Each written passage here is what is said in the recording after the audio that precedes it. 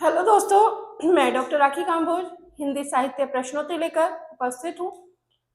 जो हमारी आज की प्रश्नावली है वो हमारे पूरे पाठ्यक्रम के अंतर्गत कुछ प्रश्न लिए गए हैं और जो इसमें मुख्य पाठ लिया गया वो लिया गया संस्कृति के 4 अध्याय। उसका जो अनुक्रमिका है उससे प्रश्न है किसमें क्या वर्णन है। आइए बात करते हैं आज की प्रश्नावली पर। पहला प्रश्न है, कबीर की पंक्तियों का मिलान। हमन है इश्क मस्ताना, हमन को होशियारी क्या। कबीर की इस पंक्ति का मुख्य स्वर क्या है। यहाँ दिया गया है कि कबीर की पंक्तियों का मिलान करना है। सॉरी, यहाँ मिलान नहीं था, यहाँ एक शब्द यहाँ गलत है, मिलान। ये कबीर की पंक्ति है, इसमें आपको अर्थ बताना है। कबीर की पंक्ति हमन है इश्क मस्ताना, हमन को होशियारी क्या। कबीर की पंक्ति का मुख्य स्वर क्या है। इसका मुख्य स्वर सूफी प्रभाव, वैष्णव भक्ति, अद्वैतवाद या योग। तो जब हम बात करते हैं हमन है इश्क मस्ताना, हमन को होशियारी क्या, इस पंक्ति में इस पर जो प्रभाव है वो किसका है, वो है सूफी प्रभाव।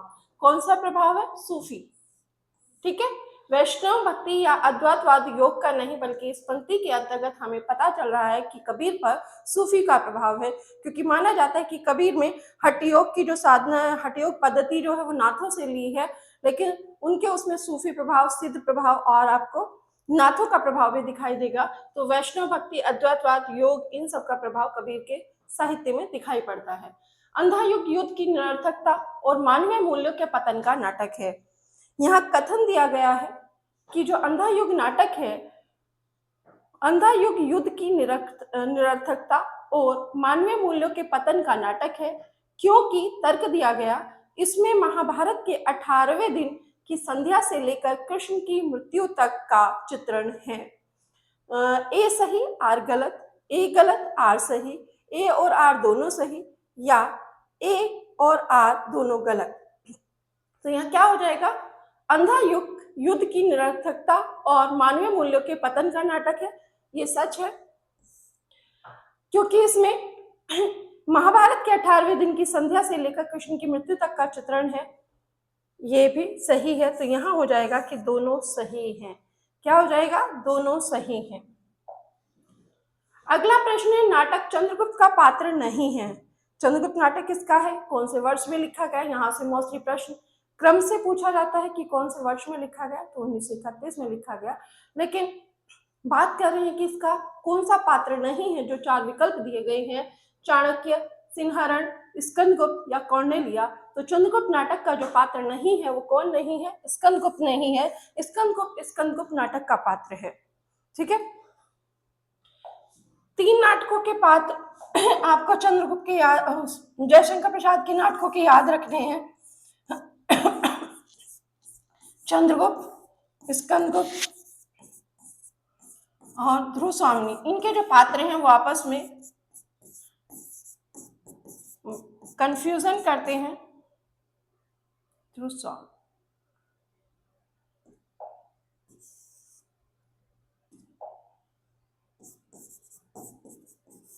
ठीक है, इन तीनों नाटकों के पात्र आपस में बहुत कंफ्यूजन क्रिएट करते हैं, ये तीनों के याद रखने हैं।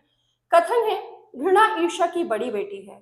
घृणा ईर्ष्या की बड़ी बेटी है, यह विचार किसका है। यह विचार किसका है, यहाँ आपको विकल्प दिए गए हैं, प्रेमचंद, रामधारी सिंह दिनकर, शुक्ल और अज्ञेय। तो यहाँ पूछा गया है कि इनमें से कौन सा विकल्प सही है। ये किसने कहा है कि ईर्ष्या, वो घृणा ईर्ष्या की बड़ी बेटी है, तो ये कहा है, ध्यान रखिएगा, दिनकर ने।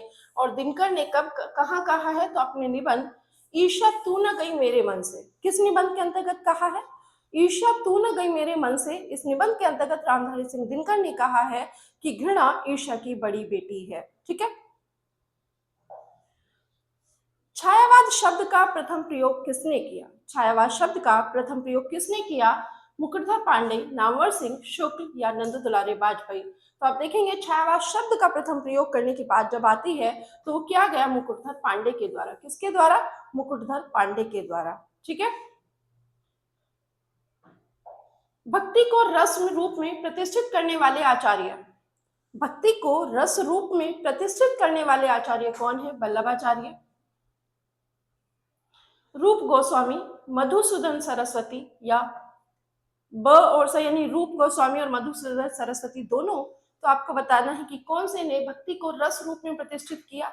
तो याद रखिए, जब बात आता है भक्ति को रस रूप में प्रतिष्ठित करने की, तो ये किया है रूप गोस्वामी और मधुसूदन सरस्वती ने। किसने किया? रूप गोस्वामी और मधुसूदन सरस्वती ने। ठीक है। संस्कृति के 4 अध्याय के प्रथम अध्याय का मुख्य प्रतिपाद्य क्या है? संस्कृति के 4 अध्याय, ये किसका ग्रंथ है? किसके द्वारा लिखी गई ये रचना है? तो ये रचना लिखी गई है रामधारी सिंह दिनकर के द्वारा। किसके द्वारा? रामधारी सिंह दिनकर के द्वारा।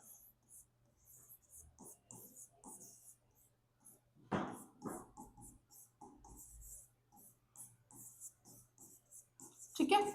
अब बात यह आती है कि संस्कृति के 4 अध्याय के प्रथम अध्याय का मुख्य प्रतिपाद्य क्या है? इस्लाम और भारतीय संस्कृति का मिलन, भारतीय जनता की रचना और हिंदू संस्कृति का आविर्भाव, प्राचीन हिंदुत्व से विद्रोह, बौद्ध और जैन धर्म, या भारतीय संस्कृति और यूरोप का प्रभाव। तो जब बात करते हैं संस्कृति के 4 अध्याय की, तो इसके अंतर्गत जो बात की गई वो की गई है भारतीय जनता की रचना और हिंदू संस्कृति के आविर्भाव की। ठीक है, किसकी की गई? भारतीय जनता की रचना और हिंदू संस्कृति के आविर्भाव की। ये कब लिखा गया? इसका प्रकाशन वर्ष क्या है? इसका 1956 प्रकाशन वर्ष है। ये ध्यान रखिए। संस्कृति के 4 अध्याय जो इन्होंने लिखा है, इसके अंतर्गत संस्कृति समाज की बात करते हुए लेके प्राचीन से और ईसाई धर्म, आर्य संस्कृति, बौद्ध संस्कृति, जैन संस्कृति, इन सभी पर बात की गई है। और इसमें 4 अध्यायों के अंतर्गत ही वर्णन किया गया है। 4 अध्यायों को विभिन्न अलग अलग अंकों में बांटा गया, उसके उपखंड किए गए। जो प्रथम अध्याय है उसे 3 उपखंडों में बांटा गया, द्वितीय अध्याय को 7 उपखंडों में बांटा गया, तृतीय अध्याय को 12 उपखंडों में बांटा गया। इस तरीके से कुल मिलाकर अगर देखा जाए तो 36 उपखंड संस्कृति के 4 अध्यायों के किए गए हैं। ठीक है।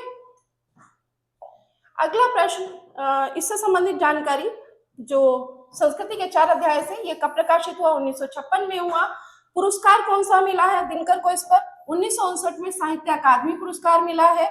भूमिका की बात करें तो जो संस्कृति के 4 अध्याय रचना है, इसकी जो भूमिका है वो भूमिका लिखी गई थी पंडित जवाहरलाल नेहरू के द्वारा।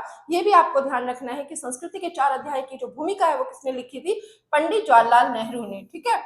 और इसका मूल उद्देश्य क्या था? भारत के सामाजिक संस्कृति के निर्माण का ऐतिहासिक विश्लेषण करना। क्या था? भारत के सामाजिक संस्कृति के निर्माण का ऐतिहासिक विश्लेषण करना। ठीक है। प्रश्न अगला, दिनकर जी ने पुस्तक के द्वितीय अध्याय में प्राचीन हिंदुत्व के विरुद्ध हुए किन 2 बड़े विद्रोहों का वर्णन किया? शैव और वैष्णव मत, आर्य समाज और ब्रह्म समाज, बुद्ध और महावीर, बौद्ध और जैन धर्म, कबीर और नानक का विद्रोह। अब आपको बताना है कि इसमें किसके अंतर्गत जो दूसरा अध्याय है उसमें किस चीज का वर्णन किया गया। तो दूसरे अध्याय की जब बात की जाती है तो उसमें बुद्ध और महावीर अर्थात बौद्ध और जैन धर्म के विषय में बताया गया। इसमें जो है उपनिषद काल के बाद का वैचारिक विद्रोह है। जो प्रथम अध्याय है उसमें उपनिषद काल के अंतर्गत चीजें प्रस्तुत की गई, लेकिन द्वितीय अध्याय में जब बात की जाती है तो उपनिषद काल के बाद का वैचारिक विद्रोह है। ठीक है। तृतीय अध्याय, ये संस्कृति के 4 अध्याय के अंतर्गत ये तृतीय अध्याय की बात कर रहे हैं। तृतीय अध्याय के अंतर्गत भारत की किस ऐतिहासिक घटना और उसके प्रभाव का विश्लेषण किया गया?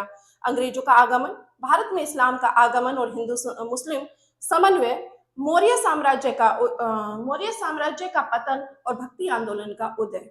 तो यहाँ पूछा गया कि तृतीय अध्याय के अंतर्गत भारत की किस ऐतिहासिक घटना और उसके प्रभाव का विश्लेषण किया गया? तो इसमें किया गया भारत में इस्लाम का आगमन और हिंदू मुस्लिम संस्कृति का समन्वय की बात की गई। किसकी बात की गई? भारत में इस्लाम का आगमन और हिंदू मुस्लिम का समन्वय। ठीक है। इसमें अध्याय में सूफी मत, भक्ति आंदोलन और दोनों संस्कृतियों के मेल जोल का विस्तृत वर्णन है। किसमें? तृतीय अध्याय में सूफी मत का प्रभाव, भक्ति आंदोलन का प्रभाव और उसके बाद जो समन्वय किया गया, उस समन्वय दोनों संस्कृतियों के बीच में जो समन्वय की नीति अपनाई गई, उस सब पर चर्चा विचार इसमें किया गया है। ठीक है। चतुर्थ अध्याय की बात करते हैं। अगला जो प्रश्न है वो हमारा चतुर्थ अध्याय से है।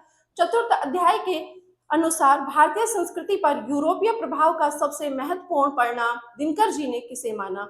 मुगल सत्ता का अंत, अंग्रेजी भाषा का प्रचार, भारतीय नवजागरण और आधुनिकता का उदय या औद्योगिक क्रांति। जब हम बात करते हैं दिनकर जी के चतुर्थ अध्याय की, तो इसमें भारतीय संस्कृति के यूरोपीय प्रभाव को सबसे महत्वपूर्ण परिणाम दिनकर जी ने जो माना है वो है भारतीय नवजागरण और आधुनिकता का उदय। क्या माना है? भारतीय नवजागरण और आधुनिकता का उदय। और आधुनिकता के उदय की भी बात की जाए तो इसमें राजा राम मोहन राय से लेकर गांधी जी तक के वैचारिक परिवर्तनों की चर्चा है।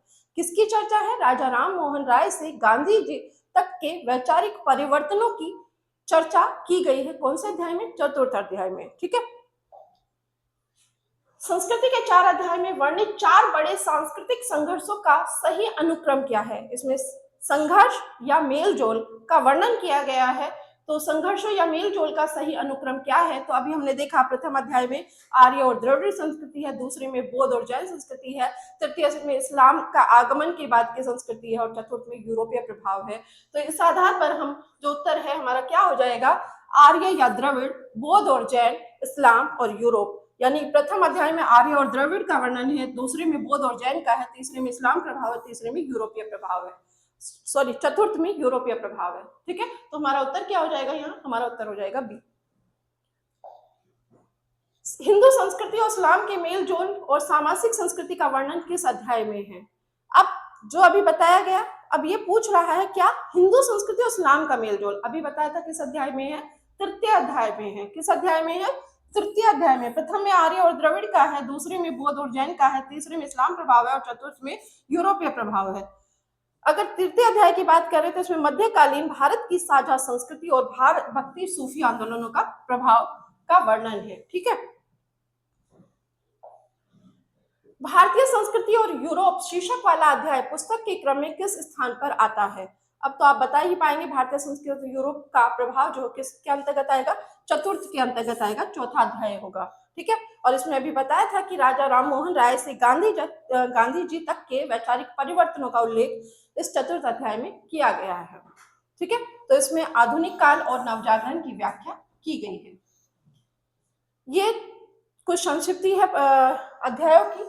अगर हम प्रथम अध्याय की बात करते हैं तो भारतीय जनता की रचना और हिंदू संस्कृति का आविर्भाव, इसमें जो इसका शीर्षक है वो क्या है? भारतीय जनता की रचना और हिंदू संस्कृति का आविर्भाव। इसमें कुल 3 उपखंड है। कितने उपखंड है? 3। भारतीय जनता की रचना, आर्य द्रविड़ मिलन और आर्य द्रविड़ संस्कृति का मिलन। यानी पहला खंड क्या है? भारतीय जनता की रचना, दूसरा है आर्य द्रविड़ मिलन और तीसरा है आर्य द्रविड़ संस्कृति का मिश्रण। दूसरा अध्याय की बात करते हैं तो इसमें कुल 7 उपखंड हैं और इसका शीर्षक है प्राचीन हिंदुत्व से विद्रोह। इससे प्रश्न बनते हैं, इसलिए ध्यान रखिएगा।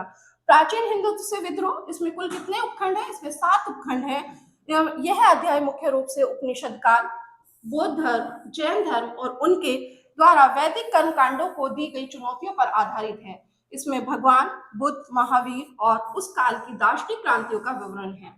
ठीक है। तीसरे अध्याय की बात करते हैं तो इसमें हिंदू संस्कृति और इस्लाम, इसका शीर्षक क्या है? हिंदू संस्कृति और इस्लाम। इसमें कुल 12 उपखंड हैं। यह पुस्तक का काफी विस्तृत हिस्सा है। इसमें इस्लाम का आगमन, सूफी मत, इस्लाम का आगमन, फिर सूफी मत, भक्ति आंदोलन तीसरा खंड है जिसमें कबीर, नानक और जायसी, मुगल कालीन कला, साहित्य और संगीत में हुए सांस्कृतिक समन्वय, सामाजिक संस्कृति का वर्णन है। ठीक है। और चतुर्थ अध्याय की यदि बात करते हैं तो इसका शीर्षक है भारतीय संस्कृति और यूरोप। क्या है? भारतीय संस्कृति और यूरोप। और इसमें सबसे अधिक खंड है। कितने हैं? 14 उपखंड हैं। यह आधुनिक काल पर केंद्रित है। इसमें अंग्रेजों का आगमन, ईसाई धर्म का प्रभाव, ब्रह्म समाज, Arya Samaj, Ramakrishna mission, theosophical society और गांधी युग तक के सांस्कृतिक नवजागरण का विश्लेषण किया गया है। ठीक है। तो ये थी अध्याय से संबंधित संस्कृति के 4 अध्याय। इसको संक्षिप्त रूप में देखना है तो ये इसका अध्याय क्रम के अध्याय का नाम, अध्याय के नाम में जो पहला नाम है वो थोड़ा सा बड़ा है, आपको ये ध्यान रखना है। ठीक है। क्या है? भारतीय जनता की रचना और हिंदू संस्कृति का आविर्भाव। दूसरा अध्याय है प्राचीन हिंदू से विद्रोह।